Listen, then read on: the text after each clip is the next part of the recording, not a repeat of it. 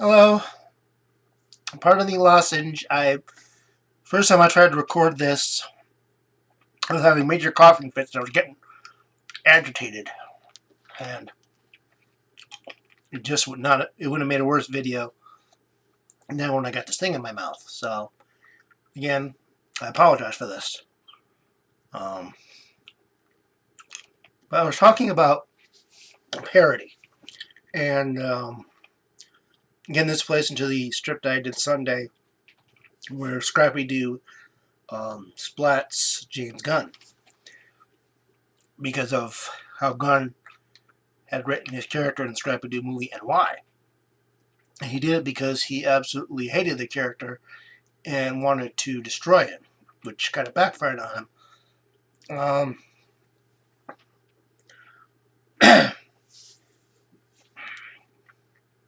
Sorry. But the thing is, when I did that comic, I wasn't trying to come from a point of mean spirit. I wasn't attacking him. Scrappy was attacking him. I was coming more from the point of view of, this is what Gunn did, and I didn't disagree with it, and the commentary was about that. I try not to do personal attacks on people. I'm not doing political cartoons, and a lot of them were kind of made on personal attacks. Whether the target deserves it or not is up for debate.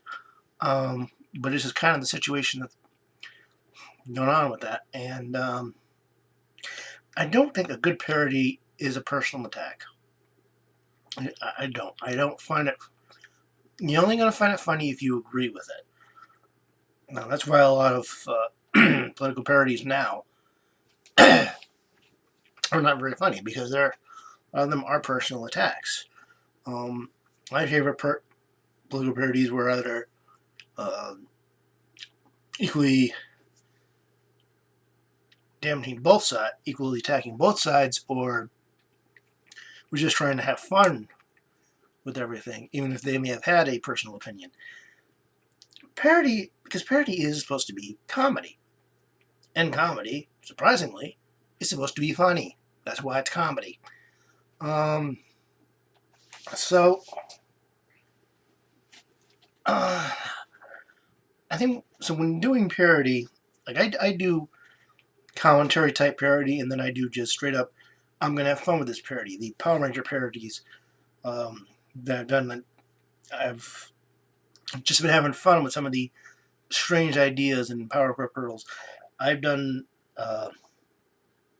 commentary type parodies on Superman, the way some people been writing him, and look at the character, and then I've just kind of had fun with the ideas. My own form of deconstruction, if you will.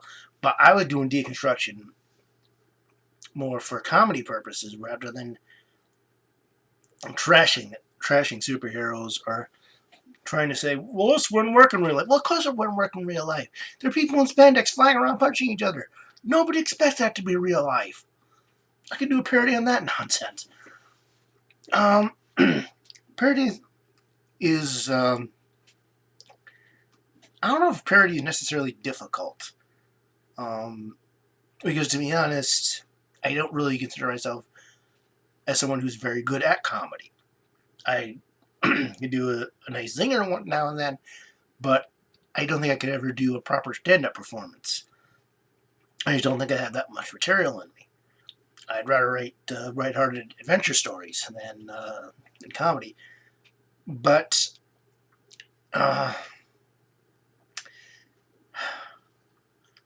sorry, it's kind of late. I think I said more stuff in the original stuff, and I cut that off because I was coughing so much. But an example that I used in that first attempt was a comic called Comic Critics. I'm hoping I'm getting that name right, because it was a comic I very much enjoyed. And it was about three friends running their own comic review YouTube channel type thing, but they would also do various other skits not featuring the characters. And one had Yendidio, and Alan Moore in therapy. And I think it was around the time that the Beyond Watchmen one-shots were coming out, because it would make the most sense if that's when it came out. And it was basically the Dio was trying to make as much money as he could off the Alan Moore's name, even wondering if maybe his parking slip had his name on it, or the sign-in book would have his name on it. Trying to get more to sign up to other things. And on the other hand, they kind of made fun of Moore's, shall we say, more eccentric personality traits. I believe the term I used in the first video was crazy go nuts, which is, to be honest, kind of accurate.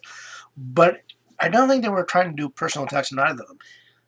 I have attacked, in the comic, I've attacked things the Dio said and done. I've tried not to make an attack on him personally.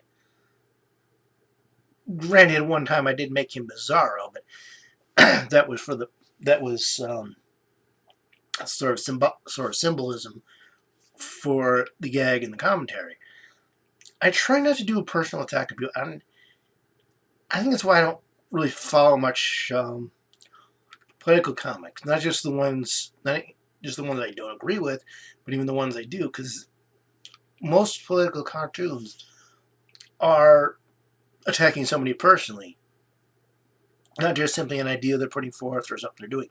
They are personal attacks. And that's kind of been true since before there were newspapers. There were still these kind of cartoons depicting, like I think it was France at one time. Somebody made a cartoon where they were depicted as these different mythical monsters that would be known in that area or something like that. I think it was France. But it's kind of, that's why I don't try to do political cartoons. I try not to make personal attack. In fact, I talked about in one of my other art Soundoffs, and I can't remember which one offhand, or I'd be linking to it right about now. There was a comic, there was a story that I came up with that was, I thought was a bit too mean-spirited, and was, I thought, a bit harsh, despite the fact that I hated what this guy did to the story. In the story, the way it came off almost came back as a personal strike against him. It was very mean-spirited. I was not happy with it, and so I did not run with it. I didn't even draw it. I never even got to the layouts on that one, because it just seemed a little too cold to me. Because I don't want to personally attack anybody. Even in my critical stage, I will comment on a work that I didn't like. I will say why I didn't like it, what it looked like to me, and I will be brutally honest sometimes. I will definitely be blunt at times, but I try not to make it a personal attack on the creator themselves. It's like Dan DiDio, going back to Dan DiDio, he and I definitely disagree on a lot of things. I don't like what he did with Transformers when he did Beast Machines, and I don't like what he did with DC Comics. But it's more of a point of personal preference than anything else, and how I see the Beast Wars characters, and how I see the DC universe. Because at the same time, I have read a few stories from him that I actually liked, that I thought were good. So it's not that I think he's bad. I just think it goes back to something I've said numerous times in articles and videos. Not every person is made for every project. And I don't think the deal was right for these two particular brands that mean a lot to me. Because he and I have different... He started out his own superhero comic, his own characters. If he started his own publishing company and put out the kinds of stories he wanted, brought in the kinds of writers he wanted, I'd be fine with that. I didn't like what he was doing to characters that I enjoyed. So yeah, I am certainly not unhappy that he's gone. from DC Comics. But I have no problem with him personally. I don't like his perspectives on superheroes, but I have no problem with him personally. I don't think he's necessarily a horrible person, but I've never met him, so I don't know. I've never worked or associated with him.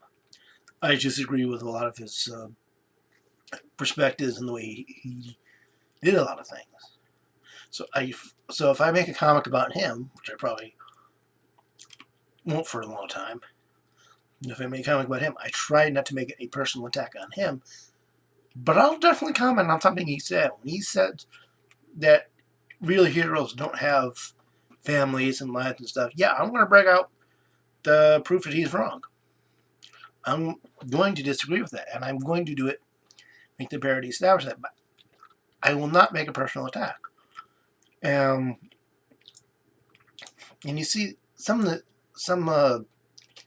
I forget the guys who made Epic Movie, because I never actually watched it, but I know enough about it to know. I saw one of those moment by moment reviews, those in depth reviews, and it showed that basically all they did was take the trailer and riff on the movie.